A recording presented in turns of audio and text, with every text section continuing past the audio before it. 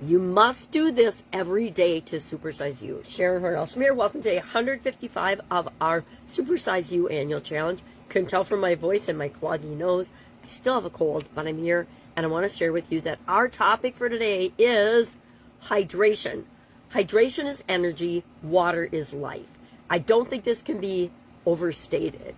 The vast majority of us live in chronic dehydration, and dehydration of just 2% can reduce our cognitive ability by 20%.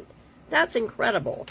So, how do you know if you're dehydrated? Well, you'll see some symptoms and experience some symptoms if you're paying attention. You will have fatigue, you'll be tired, you'll get sick easier, you'll have headaches, you'll have brain fog and mental fog, you'll have irritability. Ever irritable because you're just thirsty and you don't even know it? Just like being hungry and angry. It's because you're hangry. Poor digestion, dry skin. Ooh, I think I have a lot of those. Now, I do have a cold, and I notice I'm drinking far less water than I need to be. And so today, thanks to this, I will be reminding myself I've got 2 glasses of water by my bed already because I thought I would stay up, but I don't think I'm feeling it yet. So I'll make my videos this morning and then probably work from bed again today like I did yesterday. So, why is water important, and how do we know how much we need? Well, there's a very normal and very scientifically proven calculation, and it's easy enough to do. You take your weight in pounds or kilograms, whatever you might be using as a unit of measure, and you divide that in half, and that's the number of ounces or kilograms of water you need, kiloliters, I guess it would be, every single day.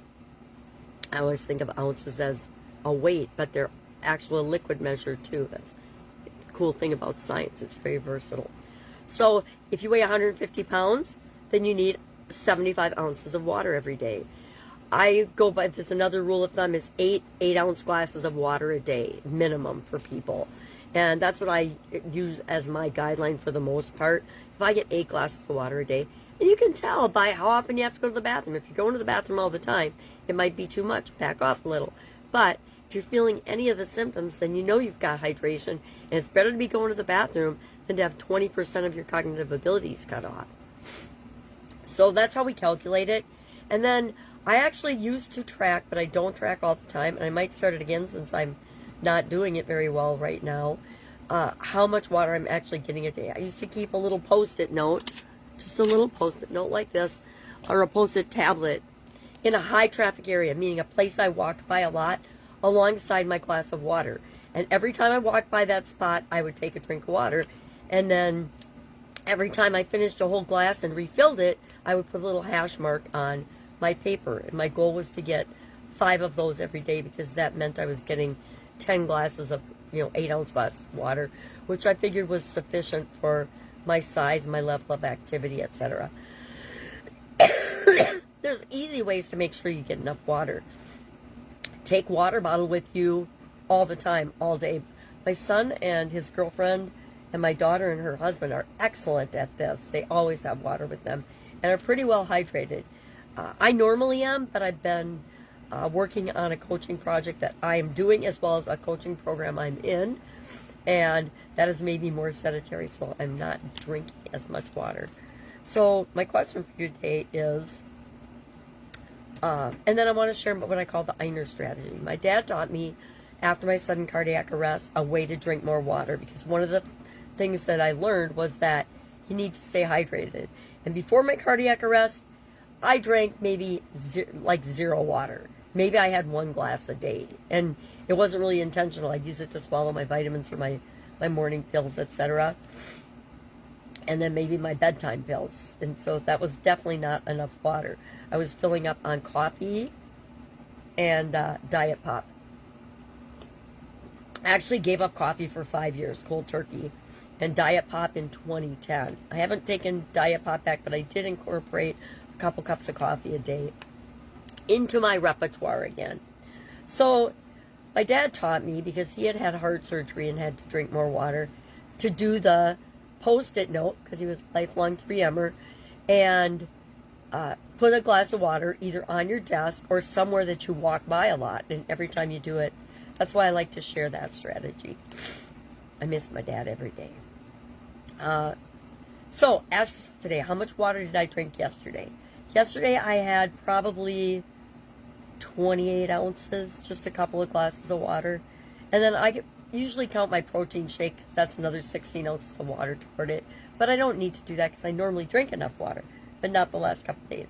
I'm going to test this out today and see if drinking more water helps to flush this cold out of my system faster, because that would be another really good benefit.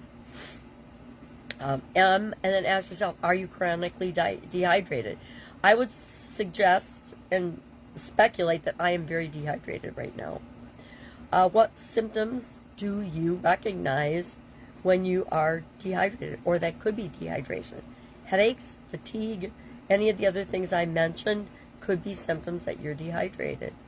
And then finally, how would my energy improve if I was properly hydrated every single day?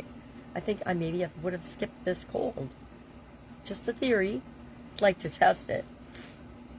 So post today how much, if you're drinking enough water or not, yes or no. And then what you think your ounce goal should be and what your reality is today. Mine, I put 64 ounces as my goal, and about 28 ounces is my reality, which is not good. It means I'm definitely dehydrated.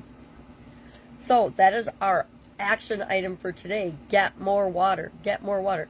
I think they said something like 80% or more of the population does not consume enough water. And it's probably higher than that, because here in America, where we have plenty of water available, we still choose to not. We choose to do a whole lot and drink a whole lot of other drinks that are not good for us, and they actually don't contribute to our hydration. They dehydrate us when we consume them. All right, any questions about this? Hit me up and ask. I'm obviously not a water expert. I can only go based on my own experience and the experiences of those people that I know of and know about. But again, here's another place where we use ourselves as our own science experiment. If I can help you in any way, hit me up and ask. Otherwise, have an amazing day, and I will, of course, be with you tomorrow, hopefully with more voice. Bye.